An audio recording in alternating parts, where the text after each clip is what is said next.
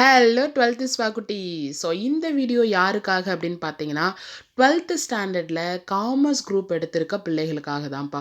So already காமர்ஸில் first யூனிட்னுடைய important 2 mark 3 mark and 5 mark வந்து கொஸ்டின்ஸ் கொடுத்துருந்தேன். அண்ட் அது எந்த பேஜில் இருக்குது அப்படின்றதையும் வந்து கண்டுபிடிக்க சொல்லியிருந்தேன். ஆக்சுவலி சீரியஸாகவே நம்மளுடைய சப்ஸ்கிரைபர் ஒருத்தவங்க வந்து அதை கண்டுபிடிச்சி கமெண்ட் பாக்ஸ்லேயே வந்து பதிவு பண்ணியிருக்காங்க. அவங்களுக்கு மிகப்பெரிய வாழ்த்துக்கள். Actually this girl my favourite subscriber also. So அதனால் வந்து நீங்கள் எந்த பேஜ் வந்து தெரியாமல் தடுமாறிட்டு இருக்கீங்க அப்படிங்கன்னா கண்டிப்பாக இந்த கமெண்ட் பாக்ஸில் இருக்க பேஜ் நம்பரை நீங்கள் நோட் பண்ணிக்கலாம். ஸோ புக்கு பக்கத்தில் வச்சுருக்கீங்க அப்படின்னா தயவு செஞ்சு எடுத்து இந்த பேஜ் நம்பரில் இருக்கிறத ஃபஸ்ட்டு குறிச்சிக்கோங்க, சரிங்களாப்பா. அண்ட் ஒருவேளை என்னென்ன கொஸ்டின்ஸ்னே தெரியல அப்படின்னா ப்ரீவியஸ் வீடியோவில் நான் வந்து என்ன இம்பார்ட்டன்ட் கொஸ்டின் மென்ஷன் பண்ணியிருக்கேன்ப்பா, அதையுமே வந்து லிங்காக டிஸ்கிரிப்ஷனில் கொடுத்துட்றேன், நீங்கள் மறக்காமல் போய் பாருங்கள், சரிங்களாம்மா. ஸோ தேங்க்யூ செலாக்குட்டி ஆன்சர் கண்டுபிடிச்சதுக்கும். ஸோ நம்ம இப்போ வந்து டேரெக்டாக என்ன பண்ண போகிறோன்னா அந்த கொஸ்டின்ஸ்க்குரிய ஆன்சரை தான்ப்பா பார்க்க போகிறோம். ஆக்சுவலி காலங்காத்தால் நீங்கள் உட்காந்து படிக்கிறத பார்த்து உங்கள் வீட்டில் இருக்கவங்க எல்லாருமே பயங்கர ஷாக்காக போகிறாங்க. ஸோ அந்த ஷாக்கை நம்ம டெய்லியே கொடுப்போம். ஏன்னா நம்ம சின்னதாக வந்து படிச்சுட்டே போனால் தாண்டா பப்ளிக்கில் நம்மளுக்கு பேர்டன் தெரியாது. இல்லைன்னு வச்சுக்கிங்களேன், இப்போ நம்ம அப்படியே ஸ்கூலுக்கு போவோம், டக்குன்னு ஃபஸ்ட் மீட்டம் வந்துடும், கடன்னு எக்ஸாம்ஸ் வந்துடும், நம்மளால் சரியாக படிக்க முடியாது. அதனால் இருக்கிற டேஸை யூஸ்ஃபுல்லாக படிச்சுக்கும், சரிங்களாடா. ஸோ வந்து ஒருவேளை நீங்கள் நம்ம சேனலுக்கு புதிய நண்பராக இருந்தால் மறக்காமல் சப்ஸ்கிரைப் பண்ணிவிட்டு உங்களுடைய காமர்ஸ் குரூப் ஃப்ரெண்ட்ஸ்க்கெல்லாம் ஷேர் பண்ணி உதவுங்க, சரியாடா. ஸோ டேரெக்டாக வந்து நம்ம ஆன்சருக்கு போயிடலாம். ஸோ அதுக்கு முன்னாடி ஒரு 5 ஒன் வேர்டு தாண்டா இருக்குது, அதையுமே நம்ம பார்த்துட்டு போயிடலாம் என்ன, சரிங்களா. ஸோ சரியான விடையை தேர்ந்தெடுத்து எழுது. அம்மா இன்னொன்று சொல்ல மறந்துட்டு, ஒருவேளை நீங்கள் இங்கிலீஷ் மீடியமாக இருந்தீங்கன்னா கமெண்ட் பாக்ஸில் பதிவு பண்ணுங்கடா, நம்ம இங்கிலீஷ் மீடியத்துக்கும் சேர்த்து வீடியோ மேக் பண்ணலாம், ஒன்றும் பிரச்சனை இல்லை, சரியாடா. ஸோ ஃபர்ஸ்ட் கொஸ்டின் என்னென்னு பார்த்தீங்கன்னா, மேலாண்மை என்பது டேஷின் செயலாகும் அப்படின்னு கேட்குறாங்க. ஸோ கீழே இருக்க ஆப்ஷன் பாருங்கள், மேலாளர், கீழ்ப்பணியாளர், மேற்பார்வையாளர், உயரதிகாரி. ஸோ அதில் ஆப்டாக இருக்கிறது எதுன்னு பார்த்தீங்கன்னா மேலாளர். அப்போ மேலாண்மை என்பது மேலாளரின் செயலாகும். அந்த மே ஞாபகம் வச்சுக்கோங்க, சரிங்களா. அடுத்து மேலாண்மை என்பது ஒரு அறிவியல், நல்லா ஞாபகம் வச்சுக்கோங்க, மேலாண்மை என்பது ஒரு அறிவியல். அடுத்து வந்து அறிவியல் பூர்வ மேலாண்மை கோட்பாட்டை உருவாக்கி வளர்த்தவர் யார் அப்படின்னு சொல்லி கேட்குறாங்க. டேலர், அதாவது டெய்லர். அப்போ நீங்கள் எப்படி ஞாபகம் வச்சுக்கோங்க, டெய்லர் ஞாபகம் வச்சுக்கோங்க, துணி தைக்கிற டெய்லர் ஞாபகம் வச்சுக்கோங்க. அப்போ வந்து டேலர் அப்படின்னு நம்ம போட்டுக்கலாம். மித்த ஆப்ஷன்ஸ்லாம் எதுவுமே நீங்கள் வந்து யோசித்து பார்த்துக்காதீங்க. அப்புறம் நம்ம என்ன பண்ணுவோம்னா எல்லா ஆப்ஷனையும் போட்டு குழப்பிப்போம், எது ஆன்சர்னே தெரியாதனால டெய்லர், சரிங்களா. அடுத்து வந்து வேலையை பல்வேறு சிறு பணிகளாக பிரிப்பதை டேஷ் என்பர். அது நம்ம சப்பையாக சொல்லிடலாம்டா. ஒரு வேலையை பிரித்து குடிக்கிறோன்னா என்ன சொல்லுவோம், நம்ம வேலை பகிர்வு அப்படின்னு சொல்லலாம்ல. ஸோ அதுதான். அடுத்து வந்து பரந்த அளவு வீச்சலையில் அதிகாரப்படி நிலைமட்டங்களின் அளவு என்ன, குறையுது, சரிங்களா. அந்த பரந்த அளவு வீச்சளவு நம்ம அதிகமாக கொடுக்கும் பொழுது அதனுடைய நிலைமட்டங்கள் ஆட்டோமேட்டிக்காக குறைஞ்சிரும், சரிங்களா. அப்படி ஞாபகம் வச்சுக்கோங்க. ஸோ இது வந்து ஒன் வேர்டு ஜஸ்ட் வந்து அந்த யூனிட்டில் ஸ்டார்ட் பண்ணுறதுக்காக நான் வந்து அப்படி சேர்த்து சொல்லி கொடுத்துட்டேன். ஸோ இதுக்கப்புறம் தான் நான் சொன்ன இம்பார்ட்டன்ட் கொஸ்டினுடைய ஆன்சர்ஸ்லாம் பார்க்க போகிறோம், சரிங்களாடா. ஸோ ஃபர்ஸ்ட் கொஸ்டின் என்ன கொடுத்துருந்தேன் அப்படின்னு பார்த்தீங்கன்னா, மேலாண்மை என்றால் என்ன, அடியில் இருக்க பாருங்கள், குருவினாக்கள் அப்படின்னு சொல்லிட்டு. உங்களுக்கு தெரியுதான்னு தெரியல, இன்னும் கொஞ்சம் ஜூம் பண்ணவா.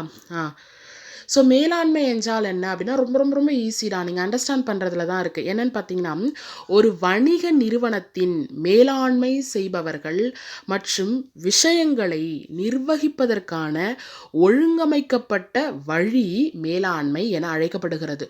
ரொம்ப சிம்பிள்ரா. ஒரு நிறுவனம் இருக்குது, ஒரு பெரிய கம்பெனி இருக்குன்னு ஞாபகம் வச்சுக்கோங்க. ஸோ அந்த கம்பெனியை மேலாண்மை செய்கிறவங்க, சூப்பர்வைசர் பண்ணவங்க என்ன பண்ணுவாங்கன்னா, அந்த கம்பெனி நல்லா போகணும், நல்லா ரன் ஆகணும், நல்லா இன்கம் கிடைக்கணும், நல்லா வந்து பாப்புலர் ஆகணும் அப்படின்னு சொல்லிட்டு என்ன பண்ணுவாங்க, நல்ல நிர்வாகம் பண்ணுவாங்க, நல்ல மேலாண்மை பண்ணுவாங்க. ஸோ அந்த விஷயங்களை என்ன பண்ணுவாங்கன்னா ஒழுங்கமைப்பாக ஒரு ஸ்ட்ரக்சரோடு பண்ணுவாங்க, சரிங்களா. ஸோ அதுதான் என்ன சொல்கிறாங்கன்னா மேலாண்மை சொல்கிறாங்க. அப்போ ஒரு வணிக நிறுவனத்தின் மேலாண்மை செய்பவர்கள் மற்றும் விஷயங்களை நிர்வகிப்பதற்கான ஒழுங்கமைக்கப்பட்ட வழி வந்து மேலாண்மை என்று அழைக்கப்படுகிறது. ரொம்ப ஈஸியான கேள்விடா, சரிங்களா. ஸோ அடுத்த கொஸ்டின் போயிடலாமா. அதிகாரம் என்பதின் பொருள் தருக. இதுவுமே ரொம்ப ஈஸிரா. நம்ம அப்படியே என்ன நம்ம லைஃப்பில் வந்து நடக்குதோ அது அப்படியே கூட எழுதலாம். ஆக்சுவலி இது வந்து அதிகாரம்னா என்னென்னு உங்களுக்கே ஓரளவுக்கு ஐடியா இருக்கும். என்ன அதிகாரம் என்பது ஒரு அலுவலர் தன் கீழ் பணியாளர்களுக்கு ஆணையிடும் உரிமையை குறிக்கிறது. ஒரு பெரிய கம்பெனி இருக்குது, அதுக்கு கீழே வந்து ஒர்க்கர்ஸ் ஒர்க் பண்ணுறாங்கன்னா அவங்கள இன்றைக்கி நீ இந்த ஒர்க்கை முடிச்சே ஆகணும், ஒரு அதிகாரத்தோட ஒரு உரிமையோடு சொல்கிறாங்க பார்த்தீங்களா. ஸோ அதுதான் வந்து அதிகாரம் அப்படின்னு சொல்கிறாங்க. அப்படி நம்ம எழுதிடலாமா. அதிகாரம் என்பது ஒரு அலுவலர் தன் கீழ் பணியாளர்களுக்கு ஆணையிடும் உரிமையை குறிக்கிறது. ஸோ எழுதிடலாமாடா. ஸோ 2 கொஸ்டின் நம்ம வந்து சூப்பராக படிச்சிட்டோம் இம்பார்ட்டன்ட் கொஸ்டின். நான் ஒரு 5 செகண்ட் வந்து கவுண்ட் பண்ணிகிட்ருக்கேன். அந்த டைமில் நீங்கள் என்ன பண்ணுங்கன்னா இந்த 2 கொஸ்டினுமே ரிவைஸ் பண்ணுங்கள். படித்து திருப்பி அண்டர்ஸ்டாண்ட் பண்ணி மைண்டில் ஏற்றிக்கங்க. கவுண்ட் பண்ண பொறுமையாக கவுண்ட் பண்ணுறேன். அதுக்குள்ளே இந்த 2 கொஸ்டின் படிச்சிருங்க. சரிங்களாடா? ஜூம் பண்ணுறேன், தெரியுதா பாருங்கள். அப்படி இல்லைனாலும் நீங்கள் புத்தகத்தில் வச்சுருப்பீங்களடா, ஒன்றும் பிரச்சனை இல்லை. ஸ்க்ரீனில் ஒரு வேளை உங்களுக்கு வேர்ட்ஸ் தெரியலனாலும் புத்தகத்தில் பார்த்துக்குங்க. 1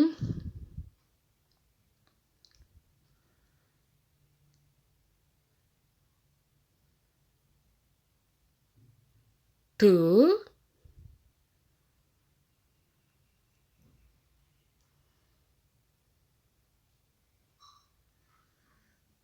3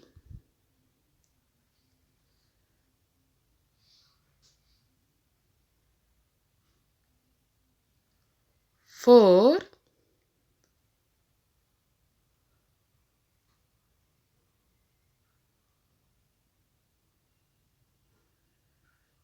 and 5. வெரி குட்ரா. நீங்கள் 5 நிமிஷத்துக்குள்ளே முடிக்கலனாலும் பரவாயில்ல. திருப்பி டைம் எடுத்து கூட பொறுமையாக வீடியோவை ஆஃப் பண்ணிவிட்டு படிங்கடா, ஒன்றும் பிரச்சனை இல்லை. சரிங்களா செல்லா குட்டீஸ்? ஸோ அடுத்து நம்ம போயிடலாமா? இந்த 2 கொஸ்டின் தான் இம்பார்ட்டன்ட் கொஸ்டின் 2 மார்க்கில் கொடுத்துருந்தேன். அடுத்து வந்து 3 மார்க்கு போகிறோம்ப்பா. 3 மார்க்லேயும் ஒரு 2 கொஸ்டின் இம்பார்ட்டன்ட் கொடுத்துருந்தேன் அண்ட் 5 மார்க் கொடுத்துருந்தேன். ஸோ எவ்வளோ கொஸ்டின் இந்த வீடியோவில் கவர் பண்ண முடியுதுன்னு பார்ப்பேன். ஏன்னா ஒரு 15 நிமிஷம் வரைக்கும் தான் ஃபோன் தாங்கும், அதுக்கு மேலே தாங்காது.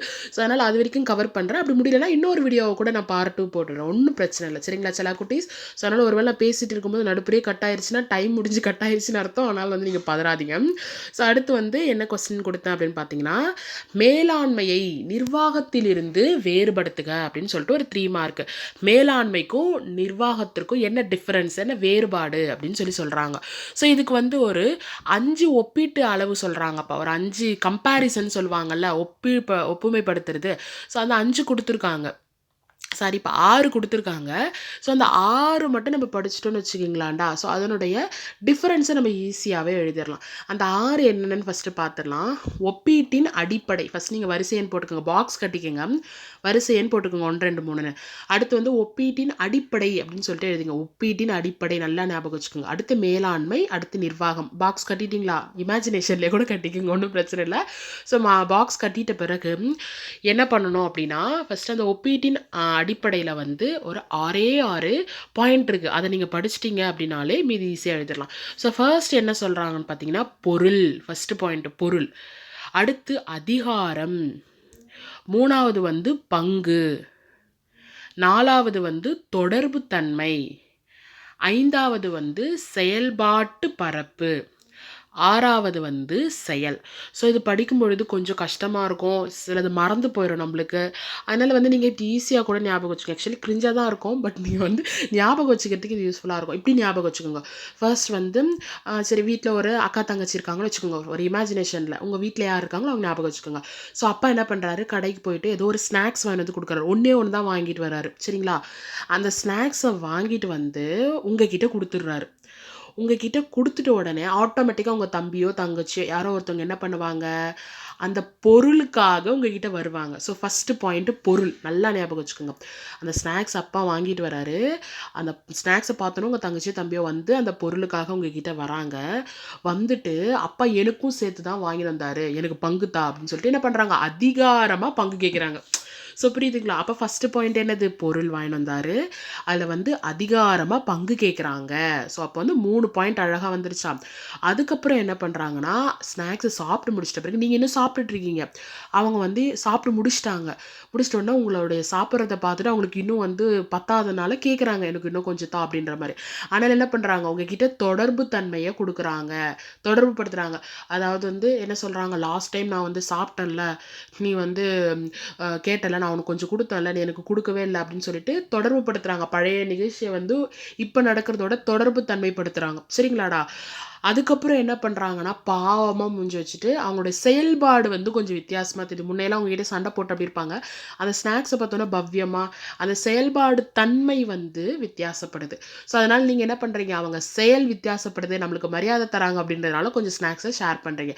ஆக்சுவலி டோட்டலி கிரிஞ்சு தான், பட் இருந்தாலும் நம்மளுக்கு ஞாபகம் வச்சுக்கிறதுக்காக ஒரு இதோட சரிங்களா, நானே யோசித்தது தான். ஸோ அதனால் வந்து ஞாபகம் வந்துருச்சா, இப்போ நீங்கள் லைஃப்பில் மறக்கவே மாட்டீங்கன்னு நினைக்கிறேன் நான். ஸோ ஃபஸ்ட்டு நெக்ஸ்ட் என்ன சொல்கிறாங்க, அப்பா பொருள் வாங்கிட்டு வராரு, உங்கள் தங்கச்சி அதிகாரமாக பங்கு கேட்குறாங்க. லாஸ்ட் டைம் அதிகமாக அவங்க ஸ்நாக்ஸ் ஷேர் பண்ணதுனால அந்த செயல்பாட்டு தன்மையை அவங்க கூட தொடர்பு தன்மையை வந்து ஒப்பிடுறாங்க, அதை தொடர்பு படுத்துகிறாங்க. அதுக்கப்புறம் அவங்களுடைய செயல்பாட்டு பரப்பு வந்து வித்தியாசப்படுது. அதனால் நீங்கள் என்ன பண்ணுறீங்க, அவங்க செயலுக்காக எக்ஸ்ட்ரா ஸ்நாக்ஸ் கொடுத்துறீங்க அப்படின்னு ஞாபகம் வச்சுக்கோங்க. சரியாடா? ஸோ அப்போ வந்து மேலாண்மைக்கும் நிர்வாகத்துக்கும் என்னென்ன வேறுபாடு அப்படின்றத தெளிவாக பார்த்துடலாம்டா. ஸோ பொருள் அப்படின்னு பார்த்தீங்கன்னா, ஒரு வணிக நிர்வாகத்தின் மேலாண்மை செய்பவர்கள் மற்றும் விஷயங்களை நிர்வகிப்பதற்கான ஒழுங்கமைக்கப்பட்ட வழி என்று அழைக்கப்படுகிறது. ஸோ இது நம்ம வந்து ஆல்ரெடி மேலாண்மை என்றால் என்னெல்லாம் படிச்சது அப்படியே எடுத்து பேஸ்ட் பண்ணிடணும் அந்த விஷயத்தை. அவ்வளோதான். சரிங்களா செல்லா குட்டீஸ்? அப்படியே அந்த வேர்டை எடுத்து எழுதிடுங்க. அடுத்து நிர்வாகம்னா என்ன சொல்ல வராங்கன்னா, ஒரு குழுவால் ஒரு நிறுவனத்தை நிர்வகிப்பதற்கான செயல்முறையே நிர்வாகம் என்று அழைக்கப்படுகிறது. சரியா செல்லா குட்டீஸ்? அப்போ என்ன சொல்கிறாங்க அப்படின்னா, ஒரு குழுவால் ஒரு நிறுவனத்தை நிர்வகிப்பதற்கான ஒரு கம்பெனி இருக்குது. அந்த கம்பெனியை வந்து ஒரு குழு இருக்கும். ஹையர் போஸ்ட்னு சொல்கிற அந்த குழுவை வந்து ஒரு நிறுவனம் வந்து நிர்வகிப்பதற்கான செயல்முறையை தான் வந்து நிர்வாகம் என்று அழைக்கப்படுகிறது. ஸோ அதுக்கப்புறம் அதிகாரம் எப்படி பண்ணுவாங்க அப்படின்றத பார்த்தீங்கன்னா, மேலாண்மையில் மத்திய மற்றும் கீழ்மட்ட அளவில் இருக்கும். அதே வந்து நிர்வாகம்ல எப்படி இருக்குன்னா உயர்மட்ட அளவில் இருக்கும். பங்கு எப்படி இருக்குன்னு பார்த்தீங்கன்னா நிறைவேற்றமாக இருக்கும். இதில் வந்து முடிவெடுத்தலாக இருக்கும். அடுத்து தொடர்பு தன்மை எப்படி இருக்கும்னா கொள்கைகளை செயல்படுத்துதல்னு இருக்கும். இதில் கொள்கைகளை உருவாக்குதல் அப்படின்னு சொல்லியிருக்கோம். செயல்பாட்டு பரப்பு எப்படி இருக்கும்னு பார்த்தீங்கன்னா நிர்வாகத்தின் கீழ் செயல்படுகிறது. இங்கே வந்து நிர்வாகத்தின் செயல்பாடுகள் முழு கட்டுப்பாடு. சரிங்களாடா? அடுத்து செயல் எப்படி இருக்கும்னா திட்டங்களையும் கொள்கைகளையும் செயல்படுத்துதல்னு இருக்கும். இதில் திட்டங்கள் தீட்டுதல், கொள்கைகளை கட்டமைத்தல் மற்றும் இலக்குகளை நிர்ணயித்தல் அப்படின்னு சொல்லியிருக்கோம். ஸோ இந்த கொஸ்டினை நீங்கள் என்ன பண்ணுங்கன்னா அப்படியே 5 மினிட்ஸ் தரேன். நீங்கள் என்ன பண்ணுங்கன்னா பொறுமையாக ரிவைஸ் பண்ணிவிட்டு இல்லை வீடியோ ஆஃப் பண்ணி கூட புக்கில் படிங்க. சரிங்களா செல்லா குட்டீஸ்? 5 மினிட்ஸ் கொடுக்குவா?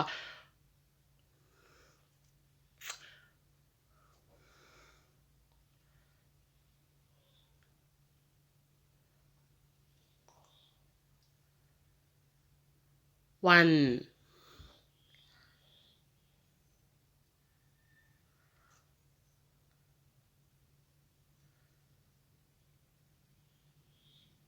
2,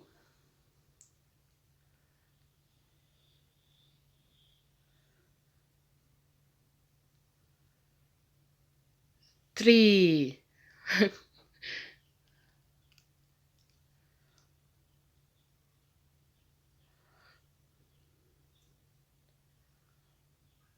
4,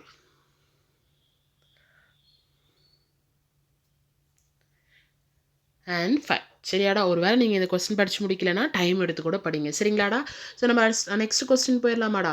ஸோ நெக்ஸ்ட் கொஸ்டின் என்ன அப்படின்னு பார்த்தீங்கன்னா, அடுத்து ஒரு 3 மார்க் இம்பார்ட்டன்ட் கொடுத்துருந்தேன். என்னென்னு பார்த்தீங்கன்னா, மேலாண்மையின் வீச்செல்லையை தீர்மானிப்பவை எவை அப்படின்னு சொல்லி கொடுத்துருந்தேன்.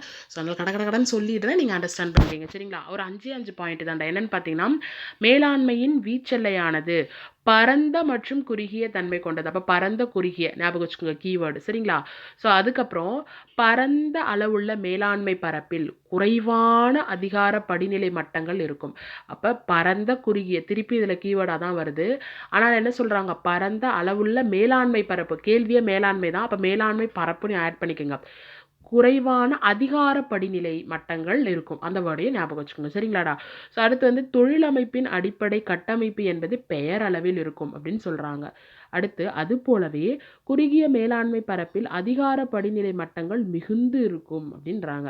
அடுத்து அமைப்பின் கூட்டமைப்பு உயரமாக இருக்கும் அப்படின்னு சொல்கிறாங்க. ஸோ இந்த கொஸ்டின் ரொம்ப ஈஸியாக கடன்னு இந்த கொஸ்டின் படிச்சிருங்க. ஏன்னா வீடியோ நம்மளுக்கு ரொம்ப லென்த்தாக போயிடக்கூடாது. அதனால் கடன்னு நான் சொல்லி முடிச்சிட்டேன். ஸோ இந்த கொஸ்டின் டைம் எடுத்து நல்லா படிங்கடா. இன்னும் ஒரே ஒரு பிக் கொஸ்டின் தான் இருக்குது. நான் அதுக்குள்ள சீக்கிரமாக கவர் பண்ணிடுறேன். ஒரே ஒரு செகண்ட் இருங்க. ஏன்னா டைம் ரொம்ப எடுத்துடக்கூடாது இல்லை. ஸோ அடுத்து ஒரு பிக் கொஸ்டின் ரொம்ப இம்பார்ட்டண்டான பிக் கொஸ்டின். தயவு செஞ்சு இப்பயே படிச்சு வச்சுக்கோங்க. என்னென்னு பார்த்தீங்கன்னா, நவீன மேலாண்மை கோட்பாடுகளை விவரி அப்படின்னு சொல்லிட்டு ஒரு 5 பாயிண்ட் தான். ரொம்ப ஈஸியாக படிச்சிடலாம். நான் கடன்னு ஹிண்ட் சொல்லிடுறேன், நீங்கள் நோட் பண்ணிக்கோங்க. சரிங்களாடா? ஸோ வந்து ஃபர்ஸ்ட் வந்து நவீன மேலாண்மையினுடைய கோட்பாடுகளுக்கு தந்தைன்னு சொல்லிட்டு ஒருத்தர் இருக்கார். அவர் பேர் நல்லா ஞாபகம் வச்சுக்கோங்க. நவீன மேலாண்மையின் தந்தை என போற்றப்படும் திரு ஹென்றி போயல். சரிங்களா? ஹென்றி போயல் ஞாபகம் வச்சுக்கோங்க. என போற்றப்படும் திரு ஹென்றி போயல் ஒவ்வொரு மேலாளரும் நிறுவனத்தின் வெற்றிக்காக நடைமுறைப்படுத்த வேண்டிய 14 பிரதான கோட்பாடுகளை வரையறுத்திருக்கிறார். அவைகளாக அதாவது ஒரு 14 பிரதான கோட்பாடு, நிறுவனம் வந்து நல்லா சிறப்பாக இருக்கணும், நல்லா வெற்றி பெறணும், நிறைய இன்கம் வரணும், நிறைய தொழிலாளர்கள் வேலை கிடைக்கணும் அப்படின்ற ஒரு எண்ணத்தில் ஒரு 14 பிரதான கோட்பாடுகளை வந்து அவர் உருவாக்கியிருக்கார். யாருன்னு பார்த்தீங்கன்னா நவீன மேலாண்மையினுடைய தந்தை என போற்றப்படும் திரு ஹென்றி போயல். ஞாபகம் வச்சுக்கோங்க, ஒன் வேர்டில் கேட்கறதுக்கு வாய்ப்பு இருக்குது. ஸோ அவர் வந்து ஒரு 5 பாயிண்ட் மட்டும் நம்மளுக்கு கொடுத்துருக்காங்கடா, அது நல்லா ஞாபகம் வச்சுக்கோங்க. ஃபர்ஸ்ட் பாயிண்ட் என்னன்னு பார்த்தீங்கன்னா வேலை பகிர்வு, 2வது அதிகாரமும் பொறுப்பும், 3வது ஒழுங்குமுறை, 4வது பொது நலனுக்காக தனிநலம் புறக்கணிக்கப்படல் வேண்டும், 5வது வந்து ஊதியம். சரிங்களா? இந்த 5 பாயிண்ட் தான். இதுவுமே நம்மளுக்கு சில டைம் மறக்கிறதுக்கு வாய்ப்பு இருக்குது. ஸோ அதனால் இதுக்குமே ஒரு ஹிண்ட் கொடுத்துருக்கேன். அதுவும் கிரிஞ்சாக தான் இருக்கும், ஆனால் ஞாபகம் வச்சுக்கோங்க. சரிங்களாப்பா? ஸோ ஃபர்ஸ்ட் என்னென்னு பார்த்தீங்கன்னா நீங்கள் வந்து உங்கள் கிளாஸில் வந்து ரெப்பா போட்டுறாங்க உங்களை, அதாவது ஸ்கூலில், அதாவது கிளாஸ் லீடர், ரைட்டு, ரெப்ரஸன்டேட்டிவ்னா அது கிளாஸ் லீடரில். ஸோ அது மாதிரி போட்டுறாங்க உங்களை, கிளாஸ் லீடராக இருக்கீங்க. ஸோ இப்போ ஃபஸ்ட்டு உங்களை என்ன பண்ணுவாங்க, டீச்சர்ஸ்க்கு ஏதாவது ஒர்க் வருதுன்னா உங்ககிட்ட அந்த வேலையை பகிர்ந்து, இப்போ ஏதாவது நேம் லிஸ்ட் கலெக்ட் பண்ணணும், ஃபீஸ் கலெக்ட் பண்ணணும் உங்ககிட்ட சொல்லுவாங்கல்ல. ஸோ அது மாதிரி ஃபஸ்ட்டு என்ன பண்ணுறாங்க, அந்த வேலையை உங்கள் கூட பகிர்ந்துக்கிறாங்க. அப்போ ஃபஸ்ட்டு பாயிண்ட்டு வேலை பகிர்வு. அதுக்கப்புறம் நீங்கள் ரெப்பா ஆகிட்ட பிறகு என்ன ஆகுது, கிளாஸ் லீடர் ஆகிட்ட பிறகு ஒரு அதிகாரமும் ஒரு பொறுப்பும் உங்களுக்கு வந்துடுது. நம்ம தான் கிளாஸ் லீடர் அப்படின்ற ஒரு அதிகாரமும் ஒரு பொறுப்புணர்வும் உங்களுக்குள்ளே வந்துடுது. அதுக்கப்புறம் முன்னாடி நாளாக கூட நீங்கள் லேட்டாக வந்திருப்பீங்க, ஆனால் நீங்கள் ரெப்பாக இருக்கிறதுனால என்ன பண்ணுவீங்க, டைமுக்கு ஸ்கூலுக்கு வருவீங்க. அப்போ ஒரு ஒழுங்குமுறை அங்கே உங்களுக்கு ஏற்படுது. கரெக்டாக? அப்போ ஒழுங்குமுறையாக இருக்கீங்க.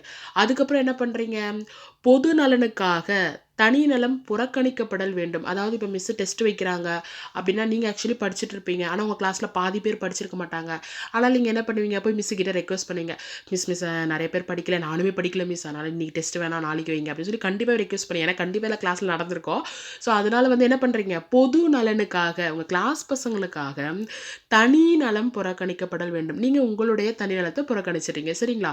ஸோ அடுத்து என்ன பண்ணுறாங்க, ஸோ இது மாதிரிலாம் நீங்கள் வந்து சூப்பராக டீச்சர்கிட்ட வந்து டெஸ்ட்லாம் கேன்சல் பண்ணி பசங்களுக்கு ஃபேவராக பண்ணுறதுனால உங்களுக்கு பசங்க மத்தியில் ஒரு ஊதியம் கிடைக்குது, நீ சூப்பரான ரெப்புப்பா அப்படின்ற ஒரு ஊதியம் கிடைக்குது. சரிங்களா? கொஞ்சம் கிரிஞ்சு அட்ஜஸ்ட் பண்ணிக்கோங்க. அப்போ உங்களுக்கு நல்லா ஞாபகம் வருதா, ஃபஸ்ட்டு என்ன பண்ணலாம், நீங்கள் ரெப்பா ஆனதுனால வேலை பகிர்வு உங்களுக்கு கிடைக்குது, அதனாலே நீங்கள் என்ன பண்ணுறீங்க, ஒரு அதிகாரமும் பொறுப்பும் உங்களுக்கு கிடச்சிருது.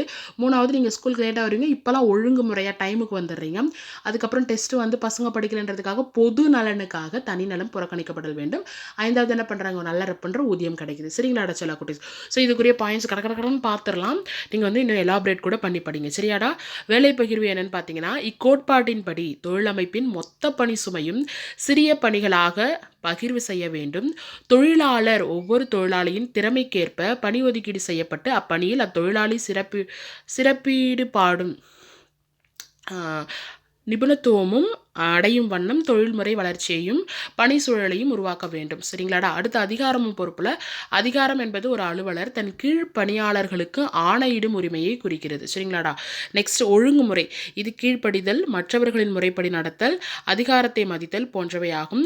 இவ்வொழுங்கு நிறுவனம் செம்மையாக நடைபெற இன்றியமையாததாகும். அடுத்து பொதுநலனுக்காக தனிநலம் புறக்கணிக்கப்படல் வேண்டும்.